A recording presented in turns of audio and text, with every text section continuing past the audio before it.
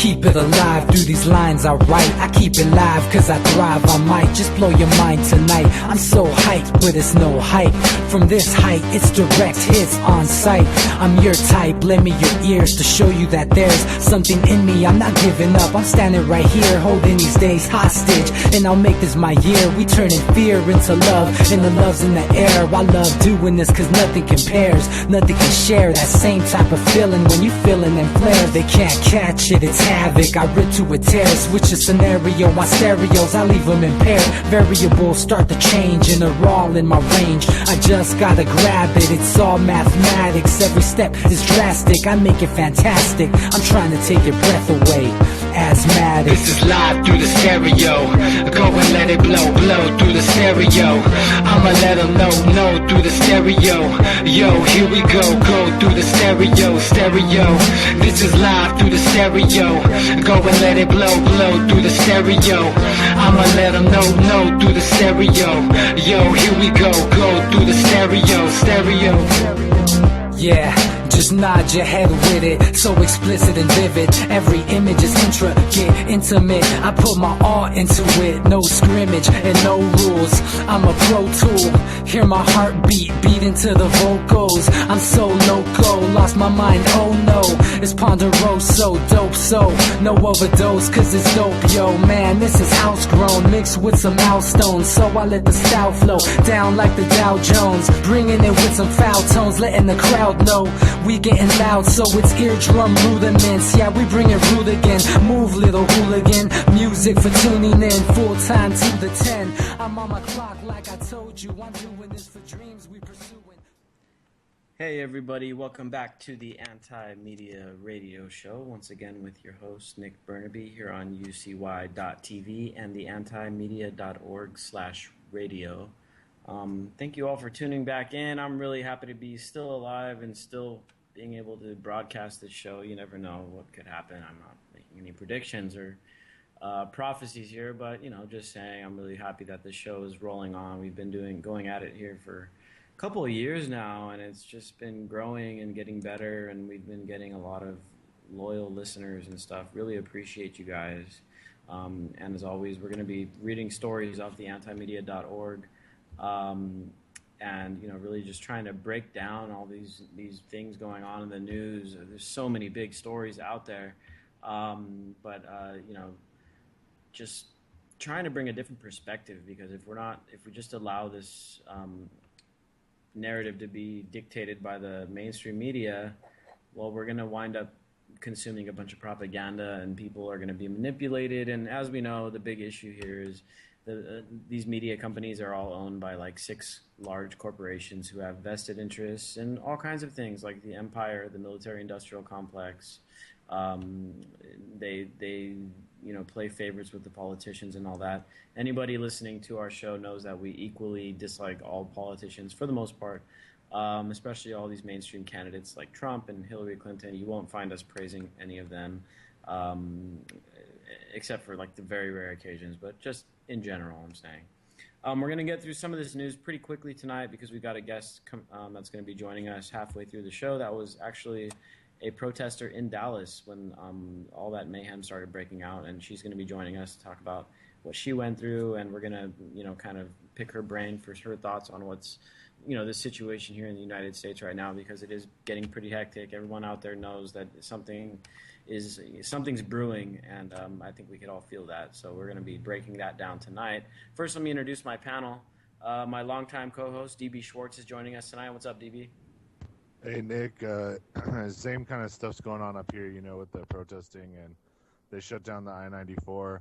And it's interesting to see how our police force handled it versus, like, Baton Rouge, which came out in a full military gear. Like, our guys just basically cordoned off people, trapped them, and then arrested them. I mean, were they heavy-handed? Sure, but, I mean, it wasn't, like, full military like Baton Rouge, and it's crazy. You can see where if the country starts going south, there's certain places you don't want to be.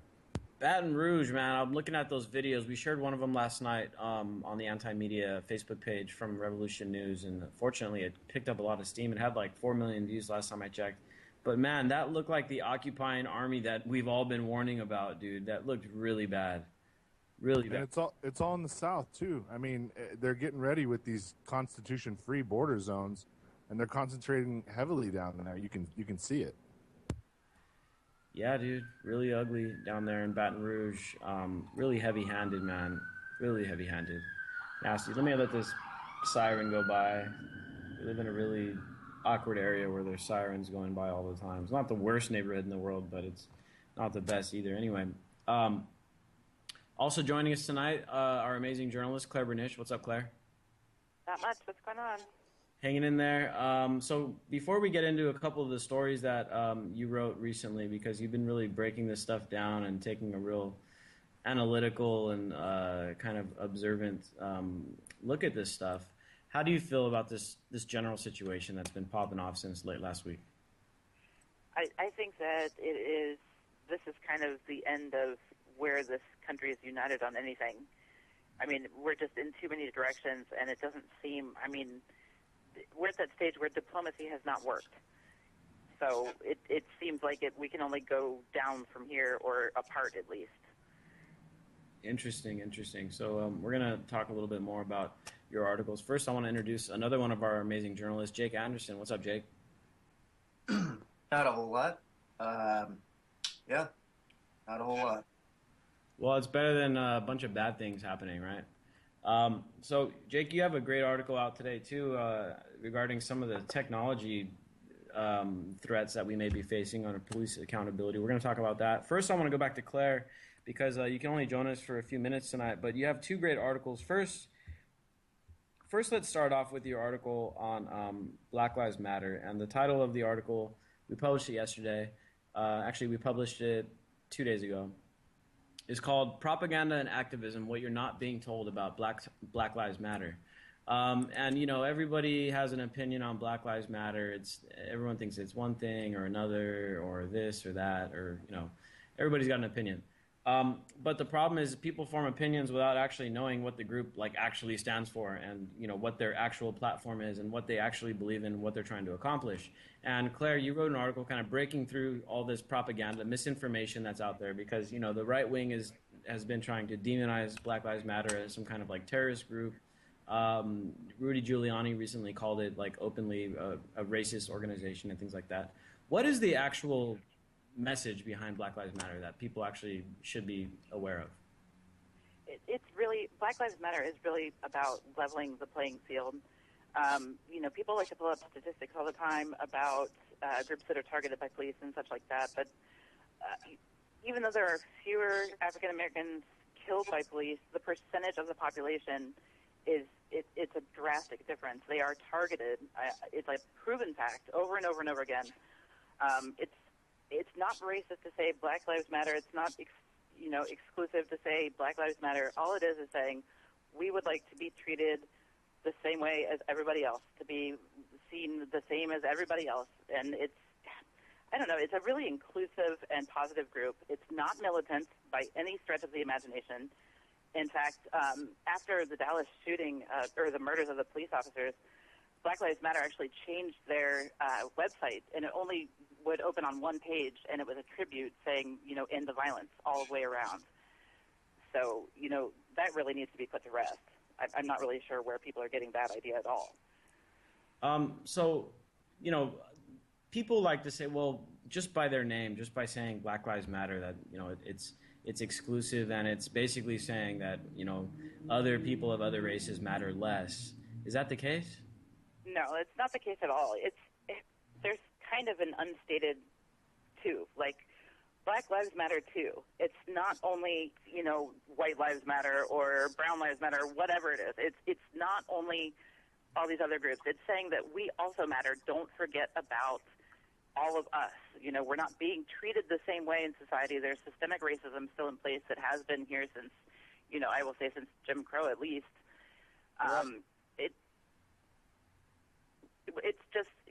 It's a very inclusive group that wants things to be better for their community. When you're talking about people who essentially feel as if they're always on edge and kind of looking over their shoulder because they never know when they're going to be targeted, then that's a problem. It's a problem they even have to have a group that asks to have worth in society. that's a terrible commentary on where we are. It is. And if you look at the case of the guy that was killed by the cops up in Minnesota, I believe his name was Philando Castile. He was pulled over like 60-something times by the cops in like 4 years. I mean, if that isn't profiling, I really don't know what is. You know what I mean? Right. It's just ridiculous. And he didn't break any laws or anything. He was never at fault. I mean, he had like some minor infractions, traffic but violations. Nothing like criminal, you know? Yeah, it's just stuff that was, you know, it was actions that have been criminalized. He didn't do any criminal actions. Right. So, I mean, just ridiculous. And that's a little extreme, but that happens frequently. So, you know, since everybody on the right wing has been calling Black Lives Matter a terrorist organization, can you tell me how many people Black Lives Matter has killed? None. Oh. None. And just like, and I will say this, just like any group, if you take any group, there are going to be, you know, the quote-unquote wingnut factions that will claim they belong to the group, but they're not adhering to the principles. And if you hear somebody say that they're a member of Black Lives Matter and they're calling for violence, they're not a true member of Black Lives Matter. The group is not about violence. It's about ending the cycle of violence on every side. Exactly. And you know, just like if some member of the KKK said that he was Christian, and then you said, oh, all Christians are KKK and they're all racist, you know, that would be a big stretch, you know. So people need to take this stuff with perspective here. If one asshole that claims to be Black Lives Matter says he wants to go out and kill cops or wants to kill white people, and then to just see that and then associate everyone in Black Lives Matter with that kind of thinking, you're just not using your brain. You're just being, you know, you're just basically, with people that think that way are kind of just reinforcing their own already, you know, the things they already believe. Like, a lot of these people are already racist, and they see something like that, they're like, yep, see, I told you, all Black Lives Matter are racist. You know what I mean? And so people are just kind of reinforcing their existing emotional thinking. I will say that also at the end of this article, one of the best explanations of Black Lives Matter that I've ever seen came from some Redditor, and it's really worth a read for anybody who is not sure about Black Lives Matter and doesn't really understand its principles. I think it's one of the best descriptions I've ever seen. Awesome. So yeah, make sure you guys go and check that out, especially if you don't know enough about Black Lives Matter. Check out Claire's article, Propaganda and Activism, What You're Not Being Told About Black Lives Matter. We published it on Saturday. Really good article. Claire, before we let you go, you have another article out today, because this is another misconception here about the actual shooter in Dallas. His name was Micah Xavier Johnson, or Micah Javier Johnson, however you want to pronounce it. And everybody's like, oh, this guy was, first of all, they've associated him with Black Lives Matter. As we've already talked about, that's not the case. Secondly, there's been plenty of reports claiming that he was radicalized by Black liberation groups. And it turns out that all of these claims are completely unsubstantiated. In fact, it's actually, the opposite is actually true. Can you tell us a little bit about this? Yeah, Micah Johnson was in the Army in Afghanistan. He got discharged after he was kind of charged with sexual harassment. And he came back and was disaffected and disillusioned with the government and everything like that, and was seeking kind of something to identify with. And he found some more radical Black Power organizations, and he went to kind of join. And people vetted him. Like, they checked his background and found the sexual harassment charge, and they blacklisted him and would not allow him to be a member. And they kind of shunned him from that whole community, like all of the different groups and organizations. And once he was blacklisted, there's an alert that goes out, apparently, among these groups, and so nobody would allow him to be a member. So he wasn't even a member of any of these groups that people keep claiming that he was a member of.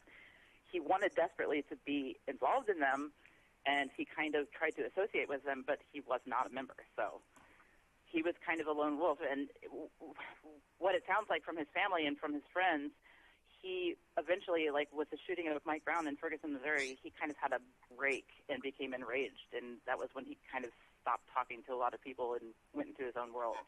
So I'm looking at your article here, and the title of this one is called "Stop Blaming Black Liberation Groups for the Acts of the Dallas Shooter." And I'm looking at some of the quotes that you have here from the shooter's mother, And it almost looks like, so there's a couple aspects here, but part of what initially led this guy to being a little bit unstable seems like his deployment to Afghanistan. And so it wasn't black liberation groups that radicalized this guy or set him on this path. It was the U.S. military that did it to him. Exactly. I'm reading the quote here from his mother. "The military was not what Micah thought it would be," she said. "He was very disappointed, very disappointed. But it may be that the ideal that he thought of our government, what he thought the military represented, it just didn't live up to his expectations." So this guy went and he joined the military probably under patriotic assumptions. He probably thought he was going to join and go free people and give people democracy and do this, that, and the other, or protect the homeland, whatever. What most people join the military, join because they think they're doing a service to the country, or they're joining for the benefits, the pay, the college, that kind of thing. So it seems like this guy joined up because he was had patriotic sentiments, and then he was let down by what he found in the military. And then he may have also been disgruntled at his discharge. He was accused of sexual harassment or something like that. He even wanted to be a cop at one time. He did. Like, so it really was. It was like a patriotic call for him. This whole service, no matter what. So then he did that. He came back. There's a good chance he maybe had PTSD. He was let down by what he found out, the truth about the military. And it's weird because a lot of people that go to Afghanistan wind up really messed up. I don't know what goes on over there, and I hate to even truly find out myself. But I know several people that are military veterans that are good people that have went to Afghanistan and came back different. They just weren't the same again. So I don't know what happens over there, but something bad happens over there to these guys. And then the other thing, so one half of it is the military thing, and then the other thing that radicalized this guy was the police killing other black people, just killing young black males. Constantly, over and over, people getting shot, people getting killed. He keeps seeing the reports, he sees the videos, he sees the news, and this led him to get really angry at the police, basically. Well, he was already disillusioned with the government in general, and when all of this police violence, it's more of the state violence against the people. So it was a natural progression, and the worse it got and the more headlines it made, like following Mike Brown, he appeared to get just angrier and angrier. So, of course, we're not trying to condone the actions of the shooter and stuff, but, we can't be so reactionary and say, well, he just hated people for being white. There's reasons why people conduct actions like this, and I don't think this was an act of terror, but you can compare it to terrorism. When people see terrorism happen and they say, oh, well, Bin Laden just hated us because we're so free and we're so awesome, that's just so reactionary and so shallow thinking. We have to look at the truly underlying reasons why people do things like this.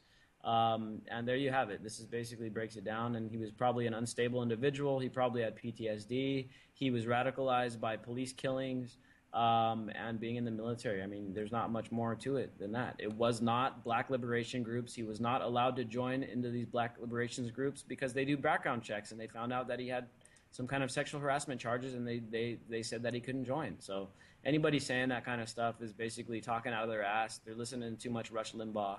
And so, there you have it. Claire, thank you for joining us tonight. I know you have to get going, but we'll probably have you back on Wednesday. Sounds good. Night, everybody. Peace out.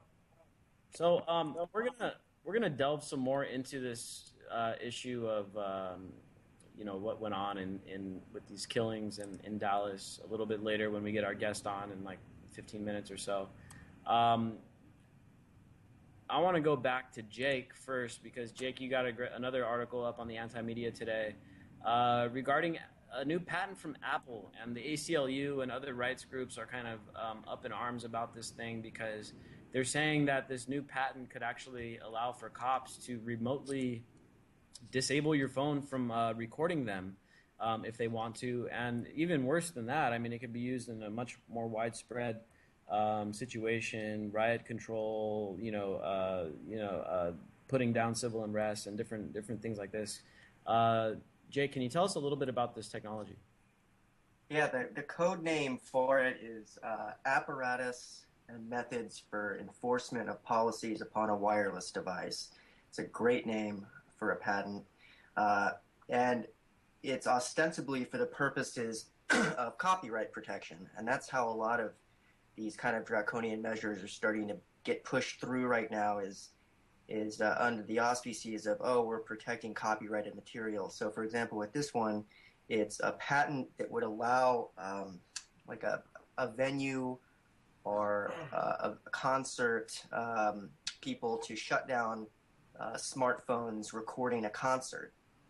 And, that seems innocent enough. I mean, I have my own beliefs about fair use of information, but that's a totally different argument. But the problem with this is that a whole lot of information rights activists are noting that this technology could very easily be used by the police to shut down cameras that are recording police violence, or even if, let's say, if there was like a martial, we went into martial law and there was a city lockdown, like in Boston after the bombing there, they could easily, this kind of technology can be used for that. What it is, it's an infrared emitter that is put in the phone, and then it can be, this feature can be triggered. So it's troubling. The ACLU is troubled by it. Cory Doctorow of Boing Boing is troubled by it. The Electronic Frontier Foundation is worried about it. When you have that many, I know we were waiting on a statement from them, and they finally got back to us shortly after the article was published. What did they tell you about it? Yeah, I mean, their first statement was that we shouldn't immediately assume that Apple is doing this, and I guess that's a fair statement. I mean, there's really no evidence that they're doing it yet. But as far as using it for law enforcement purposes, yeah, but they could use it, and it's hard to believe that they won't. I mean, and so Electronic Frontier Foundation, they basically said that, let's see what they say. They said, we've seen this before when police in Ferguson called a no-fly zone to keep media from capturing aerial shots, or when authorities in the Bay Area or Egypt shut down cell phone service during protests. There's no good reason to trust the government to control criticism of its own behavior. Your device must ultimately answer to you, not to the governments or criminal hackers with a big red button. So they're critiquing this idea of a kill switch on a phone, which is essentially what it is. Apple has now put a kill switch in their phone, and they're claiming it's for copyright protection, but information right activists aren't biting on it. And in a time in which we're increasingly worried about police brutality, and we finally have this way of recording it, after all these years, we finally have a way of showing these abuses. Now all of a sudden, we're going to have a company colluding with the government, very possibly colluding with the government. And it's so ironic because earlier this year we had this big old, stage play of the FBI versus Apple on creating a backdoor into their iPhone. They were like, "No, we're on the side of the people. We're gonna fight you, government." Well, no, not really. These companies always end up getting into the government, and if there's another terrorist attack, this kind of thing, there's no doubt. I mean, there's no doubt in my mind, and I'm not the only one. Apparently, who's pretty worried about this. So yeah, it's a speculation, but it's a grounded one. Very interesting. And now, I've had a first-hand experience with something similar, and I don't know if it was just my phone malfunctioning or not.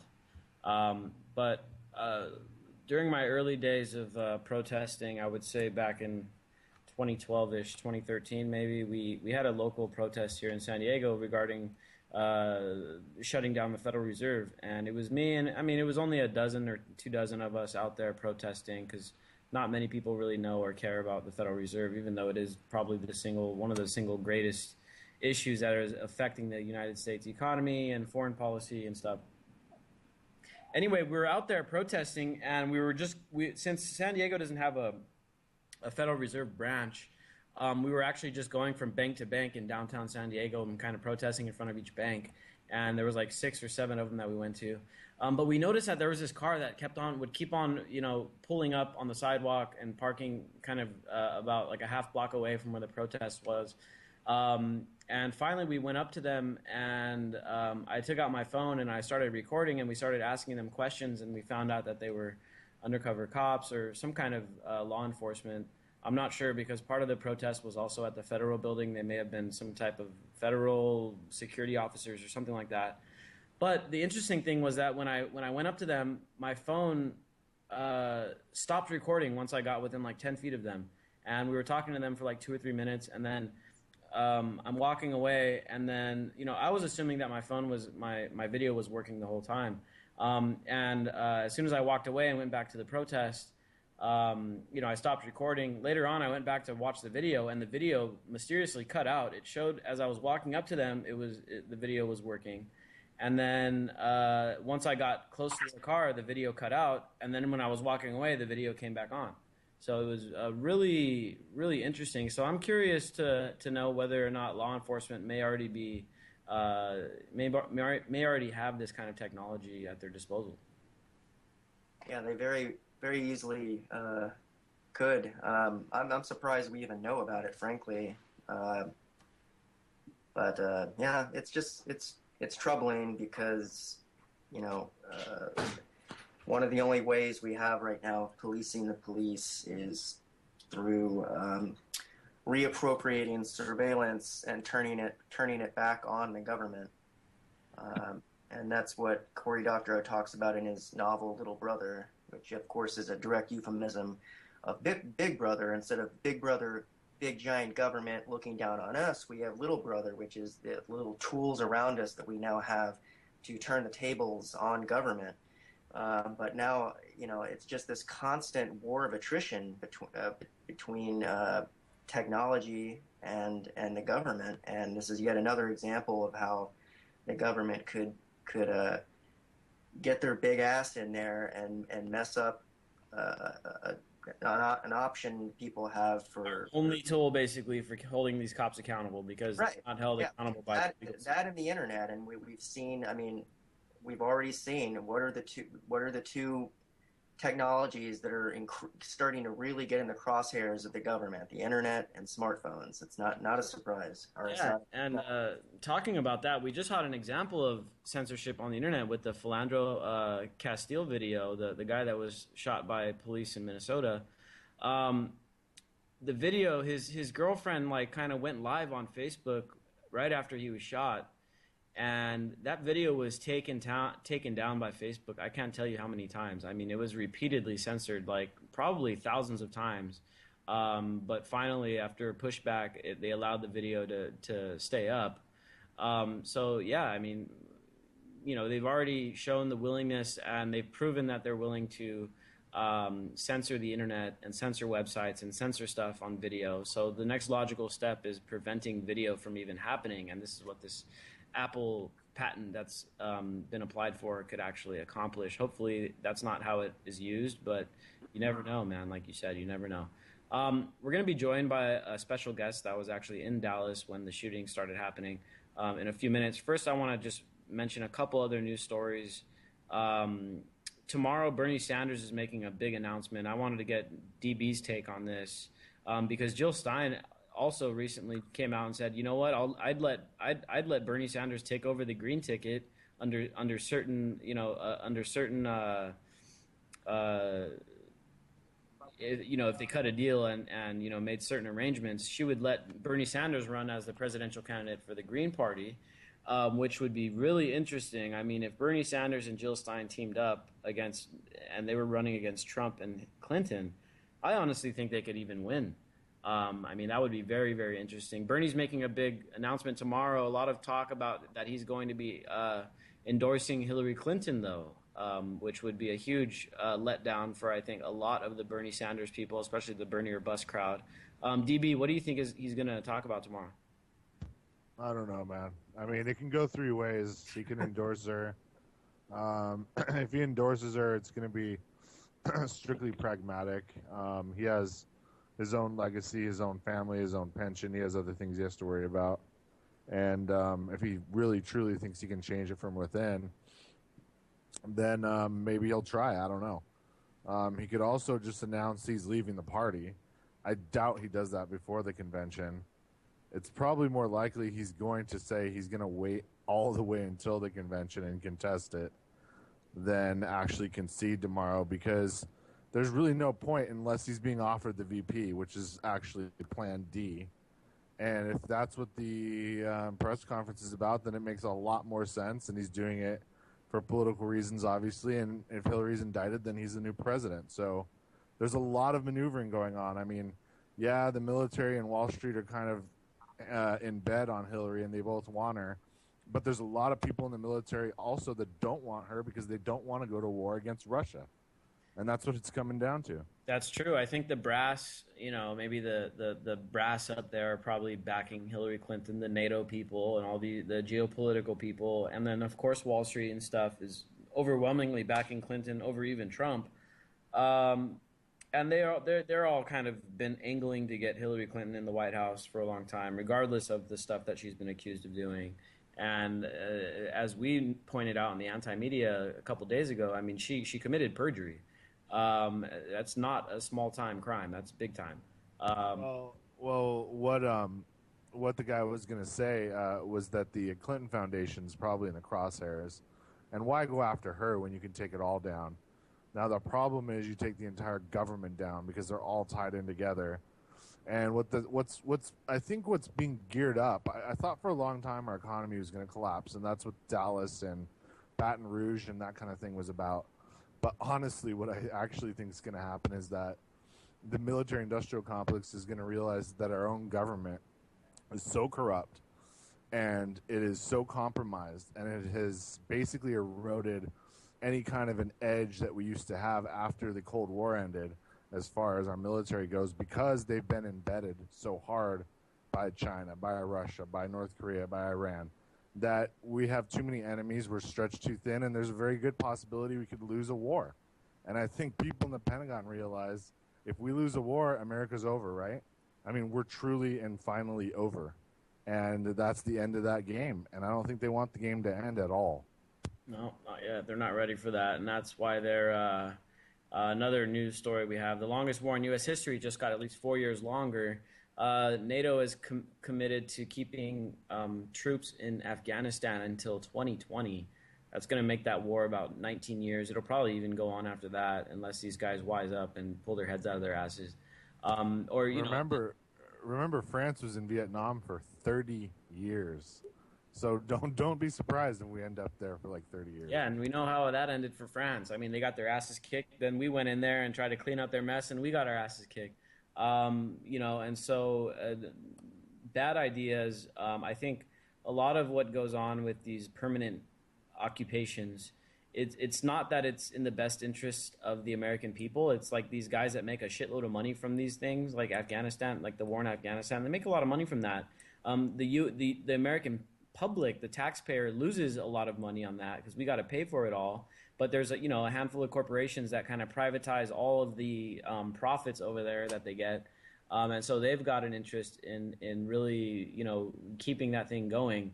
The only way I see it going, I mean, at this point we've come to kind of the conclusion that the U.S. government actually likes blowback. They like that their occupations create more terrorism, gives them more of an excuse to stay in these countries, in Iraq and Afghanistan, and now moving into Syria, Libya, and all these other countries where we've got kind of like a permanent military scenario playing out. The government likes that stuff because the people that finance their campaigns, the people that are part of the deep state, the people that control the government, the military-industrial complex, this is how they make money. The only way we're going to end these wars is if the American public steps up to the plate and, forces the government to stop them. I don't see it happening anytime soon, but, I guess you never know. So, yeah, that's a lot of the rundown of the news that we've been covering. Now I want to go to our guest. We've got a longtime friend of mine and activist, Allison Pointer, is joining us from Texas. She was actually there in Dallas when during these protests when the shooting started happening. Allison, are you there? Yes, sir, I am. How you doing tonight?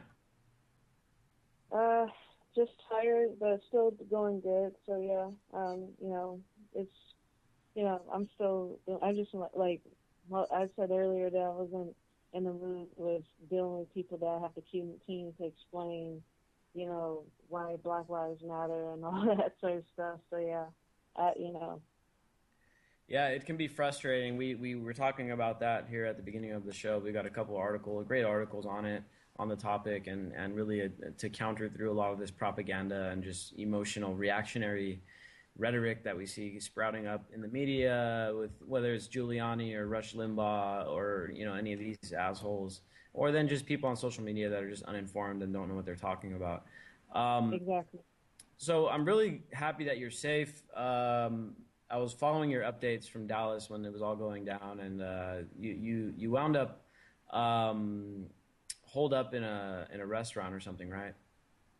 Yeah, I was holed up in a restaurant like downtown on Main Street when the bullets started happening, and then of course and everything because it was very chaotic at that time. So tell us a little bit about kind of what went down over there, because we're all kind of relying on media reports. I had a couple live streams, a couple Facebook Live videos that I saw, but you were part of the protest there in Dallas, right? Yes. So what was like the series of events? Because as far as I could tell, it was a peaceful protest and everything was just going as a normal protest would go, and then all of a sudden it was just everybody's running and screaming. So what really happened? Well, like you said, it was a peaceful protest. I was there on behalf of, as a from my uh, reporting for Important Coal. We're based out of Ecuador in Australia. It's Ecuadorian, Australian-based online newspaper. But yeah, I was there just to basically, photograph and film what was happening, regarding the protests, the speakers there, and there was a lot of people. A large number of people have showed up to the event in numbers. And so after the speakers stopped, we basically marched downtown through Main Street, up and down Main Street, and then we came back to the park because it started at Bellow Garden Park, and when we came back, we passed the park and we were going up there were more people. The rest of them went up to through the streets, up the street and stuff, because I didn't know where we were going to go afterwards. But I stopped there back at the park and talked to a friend of mine, and me and her were just walking. We were about to catch up with the crowd of the people, like about 15 minutes later, and then all of a sudden we started hearing these loud noises, and and I didn't know what they were, but then someone saying gunshots, and we started running, and and it was like running in a war zone. It was just really scary. And when I got to the island in the middle of the street, I turned around and saw my friend, and I was like, come on, so you can go. Because when you turn around, when you have the expectation when you see your friend stuck from behind you, you kind of worry about them. And so I waited for her to come on, and we both ran together across the street into a safe place so we can hide from what was going on. And it was really scary. I started breaking down in tears and whatnot. Wow, it sounds really frightening. Like, I would not want to experience that. I have trouble around crowds as it is, but a hysterical crowd of people running. I mean, it could be so dangerous. Someone falls down, gets trampled. I mean, that's how a lot of people end up dying in these kind of situations. Fortunately, that didn't happen. Yeah, because really, I really thought that that it was actually police beginning to shoot the protesters, because apparently, like, they might have said that someone had a gun, and then when we ran into when we got into the wing bucket, the restaurant that we were hiding out at, we learned that it was actually a sniper that was aiming at police officers. It wasn't aiming at the protesters at all. So, I've seen a couple experts that have Hello? speculated. Yeah, do you hear me? Hello? Yeah, we still hear you. You hear us? Hello? Hey, we have you. Oh, we lost her. Maybe hopefully she calls back. Um, yeah, I hope she calls back because I had a few questions to ask her. I've seen some, hey, Allison, are you there? Yeah, yeah. Did the phone went off or whatever? Yeah, we were still able to hear you, but you couldn't hear us. Okay, So yeah, okay. we heard everything you were saying. So I had a couple questions for you. I've seen a couple experts that have questioned whether or not there was only one shooter. Did you happen to hear the direction of the shots? Do you think there could have been more than one shooter, or do you think that it was just that one? Honestly, I just think there was basically one shooter there at the place, but there was a lot of misinformation about who the shooter was. And everything. There was a lot of misinformation about. There was one dude that was protesting with us, and his picture was snapped in the photo, and they were saying that he's the murderer. He was the murderer because he had like a camouflage shirt on, but turned out he wasn't. Instead, he was still taken in and interrogated for several hours, illegally held against his will and whatnot. So, but other than that, it was just one shooter and whatnot. Very interesting. So yeah, we actually in one of our articles we included the video about the gentleman who was falsely accused of being the shooter. His name was Mark Hughes, and he was actually the brother of one of the organizers. Now, keep in mind, Texas is a open carry state, so you're allowed to openly carry firearms. And with the the radical friends that I have, there's a lot of like open carry protesting. It's like a tactic for protesting, and for me, it's actually pretty common. I see it all the time. People going out to protest, and there'll be a bunch of guys out there with their rifles, and they all know how to use them. No one ever gets shot. They never shoot anybody, but they use them. They have them there as a deterrent and for self-defense. And I'm pretty sure that's exactly what this gentleman Mark Hughes was doing out there when he was walking down with the protesters with his rifle. He didn't hurt anybody, but that didn't stop the Dallas PD from tweeting his picture out and falsely accusing him of being the shooter.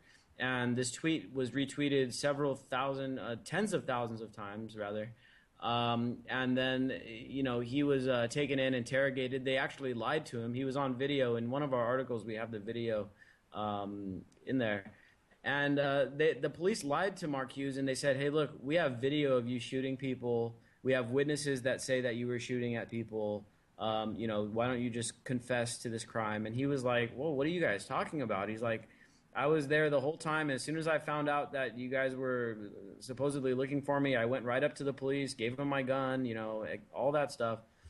So this is really a case of mistaken identity, but it's even worse because now he's actually said that he's getting death threats and stuff like that. So this could upend his life, and it's really irresponsible, I think, of the Dallas Police Department to go around and making wild accusations like that just because he was walking through there with a gun. Yeah. That's really messed up. What do you make of that, Allison? Well, you have to keep in mind that the Dallas Police Department is nothing but I'm going to say this, they're nothing but they behave more like a terrorist organization than anything because they have a history of mishandling cases. They have also have a history of shooting people unarmed, basically unarmed citizens. Last year, I did a report on Joseph Hutcherson, a Caucasian guy who stopped at the Dallas one of the departments, the Dallas Police Department, and he ran in and said that he needed help, but instead he ended up getting killed with a knee on his neck. They basically suffocated the dude, and we had a protest there. And also, they're responsible for many deaths of innocent civilians, and so it doesn't surprise me not one bit that they're trying that they're just they making lousy. It's not. I wouldn't even say it's a not lousy mistake. It's just they just want to keep fucking up for the sake of just messing up. Sorry to say that, but that's the truth. And of course, the Dallas. Another thing is the Dallas. I don't know his name, but he was saying that calling the protesters to basically get a job at the Dallas Police Department instead of protesting. And I think that's just pretty asinine of him to say those things when he can become a whistleblower, and should be calling out the department on the murders and the corruption that's going on in the police department. Great point. Yeah, I read that Dallas is like the third highest kill rate of any police department in the country. Somewhere, they don't have a good track record. So it's very interesting, the comments from the police chief that he's been making, and just really, really messed up the way they try to capitalize on this kind of situation. Now, the last question I had for you, and this to me is pretty much one of the biggest, craziest things that really came out of Dallas, was the way that they killed the shooting suspect, Micah Johnson. They actually had him cornered in a parking garage, and then they attached a bomb to a SWAT robot and drove it up and then blew him up. I mean, this to me is like, it's one of these things that conspiracy theorists have been warning, like, they're using drones overseas and stuff. It's only a matter of time until, drones come home and they're used here with, armed to kill people. And we've covered a couple of those stories on the anti-media, where I think it was South Dakota or North Dakota, one of the Dakotas, passed a law saying that they could start weaponizing some of their police drones with like non-lethal, quote-unquote non-lethal technology, like tasers and pepper spray and stuff like that. But this is definitely the first case in the U.S. that I'm aware of where they've used a robot to bomb somebody. Allison, what do you make of this situation? I honestly think that if you look at how the white suspects like Dylan Wolf and James Holmes, and those people, how the police dealt with them. With Dylan Wolf, they gave him like the all-star treatment after he killed massacred people in the church. They took him to a Burger King. With Michael Johnson, because of the fact that he's black, they decided to blow the guy up. And when you look at those two comparisons, or those three comparisons, you have to wonder, do black people have any type of human rights in the United States? And the question is no, because it just shows that they don't care about us. It doesn't show. It shows that they don't care about us at all. Now, and I also heard that the family of Micah Johnson is very upset about how it was done and whatnot. So again, it's really, really sad. It just kind of tells you that with them, that white lives do matter regarding human rights and whatnot. And like justice to black people, there's no justice for black people in the United States at all. And it makes us it's very not only saddening, it makes us very angry, and that's why we're protesting on the streets. That's why you're seeing Black Lives Matter. That's why you're seeing a lot of these things happening, because people do not absolutely get it, and it's really saddening. And we're going to hell in a handbasket. Well, we already there. So it's just only a matter of time when it's going to blow out to a civil war or a garrison state. Bring Manny on. Yeah. Hello? I think that's one of the things that people don't get, and that's exactly why Black Lives Matter exists. Black Lives Matter doesn't exist just because people want to complain. It's because African Americans in the United States have been treated as second-class citizens since the inception of this country, and people say, oh well, they abolished slavery and the civil rights era, accomplished these things and that thing. But the underlying issues have never changed. African Americans in the United States are treated less than everybody else. And that's exactly why, this activist movement, Black Lives Matter, exists. It doesn't just exist out of thin air for no reason. I mean, there's an obvious reason why it exists. People just would rather deny it and would rather be blind to it. Allison, before we let you go, I have 1.5 more questions for you. Okay. First of all, why do you think the shooter did what he did? And second of all, do you think it accomplished anything, or what do you make of it? Well, to answer the first part of the question, I think that if you look at, like, it's similar to as when we go to war with these countries. When you go into war with these countries and you're told to kill these civilians that have absolutely nothing to do with the tragedies that happened, like with 9/11, we're making enemies. We're making enemies. We're taking away family. We're interrupting their own lives by taking away the breadwinner of a family or a loved one. And the fact of the matter is, I think, of course, with the Army, it's a killing. We're creating monsters. We're turning young men and women into monsters.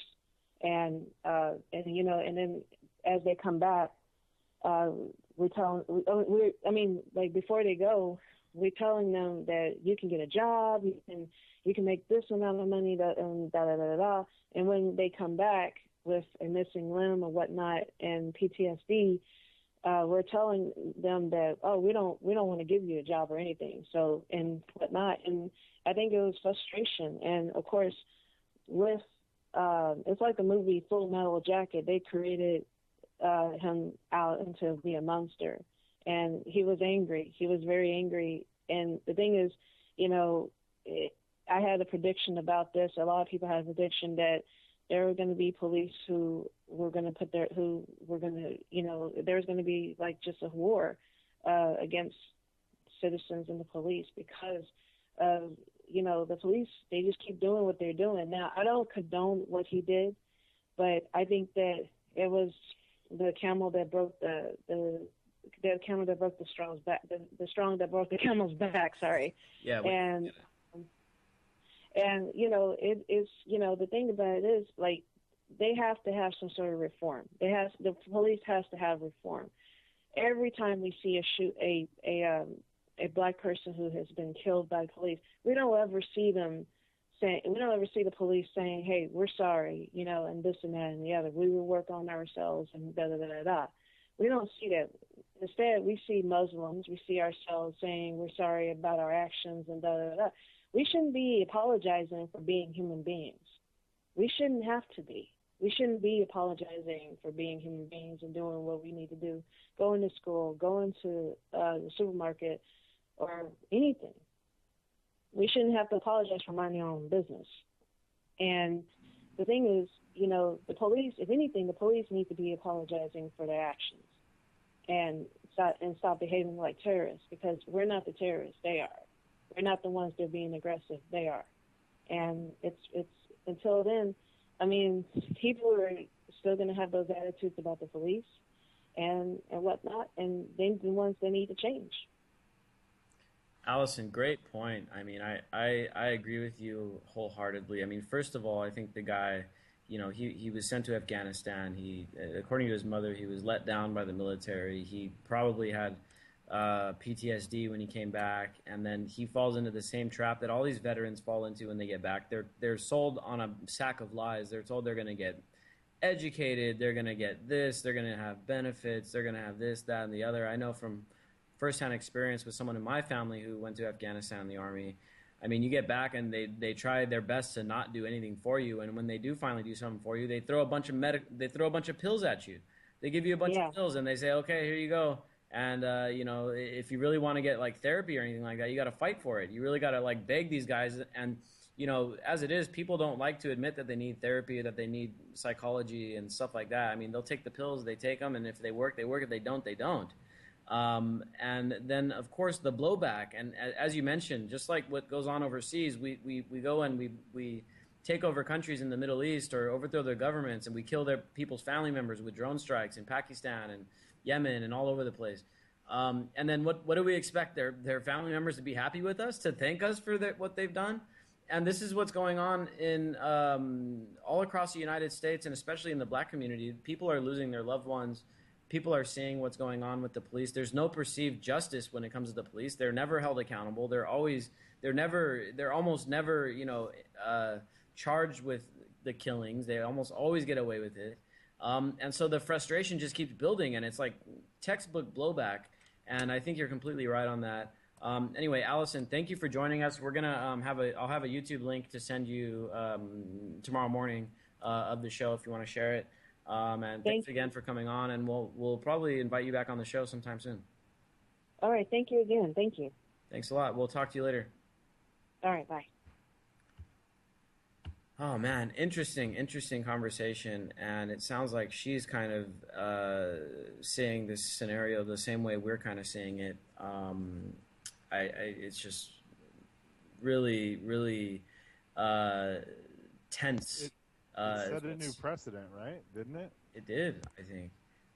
There's now no limit. There really isn't. If they're afraid for their lives, they're going to be able to preemptively take any action they need to and justify it in court. Exactly.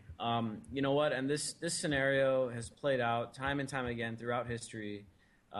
We've got a really good article. I recommend everybody read this. Even the cops, the politicians, everybody needs to see this. It's by Justin King, one of our brilliant writers on the anti-media. But the title of it, we published it on Saturday. The title is "What Happens After Cops Start Getting Shot?"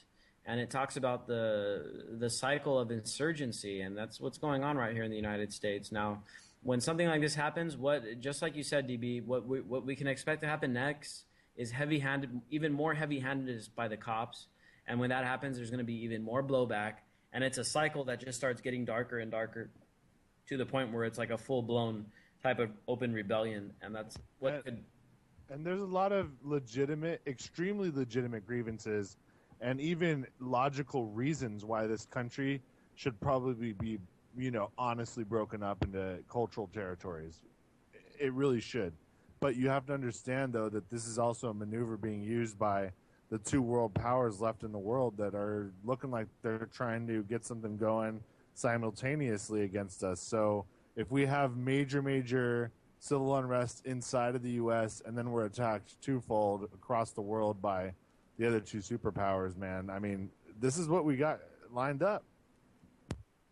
Not looking good, man. And as Claire mentioned at the beginning of the show, I mean, this country is more torn apart than ever. It's not like tomorrow everyone around the country is going to unite and say, yeah, we're all going to unite and we're going to have a peaceful revolution. That's not happening anytime soon. I see it. I promise no matter how much money the CIA throws into their NGOs, they're not going to cause a civil unrest situation in Russia or China of any magnitude compared to what's just going to happen here organically. Exactly. I agree with you. I want to bring Manny on the line. Manny, sorry to keep you waiting, man. We had a special guest that was actually in Dallas when the shooting happened. What's up, Manny? How you doing? Oh, before you get your guest on, you should have got me on because I want to tell about police brutality as an activist, stuff like that. I disagree about the comment you made, though, on that it happens to black people. It happens a lot in the Latino community, if not even more in a lot of times. But because those people are not documented, you don't hear about them that much, you know what I mean? At least somebody here, you might hear about them later, maybe, late or whatever, but you'll hear about them sooner or later because they're legal here. But when it comes to people that are being shot in neighborhoods and nobody's going to miss them, because they don't know if they're documented or not, and what's going on with the border shootings and stuff like that, so I kind of like to be able to say right now that, we'll save this for a later show. I want to make some comments on what was said today, hopefully Wednesday, and then talk about what's going on with the veterans too while we're on top of it. And other than that, but I'm doing better, Nick. I had a fall, and so kind of, just already started feeling good yesterday and all that, So thank you for going up there, man, and taking a look for yourself and stuff like that. And I know you enjoyed the good food, like the beer and everything. Yeah, man, Manny, thanks for calling in, and it was great going down to Mexico with you and getting a chance to go down to interview some of the guys that are down there. These are actually military veterans of the United States that have been deported to Mexico and a bunch of other countries, and we got some interviews. We're working on a short documentary that we're going to be putting out sometime, hopefully by the end of the week here, about what's going on down there. So we'll talk a little more about that on Wednesday. But we're coming up to the end of the show. Thank you all for tuning in. Very interesting show tonight. We'll be taking calls on Wednesday. I had to ignore some calls tonight. Hate to do it, but we just had too much ground to cover with our panel and our guests. We'll be taking some calls on Wednesday, though. And if you don't catch our show live, I'ma let them know through the stereo. Yo, here we go through the stereo.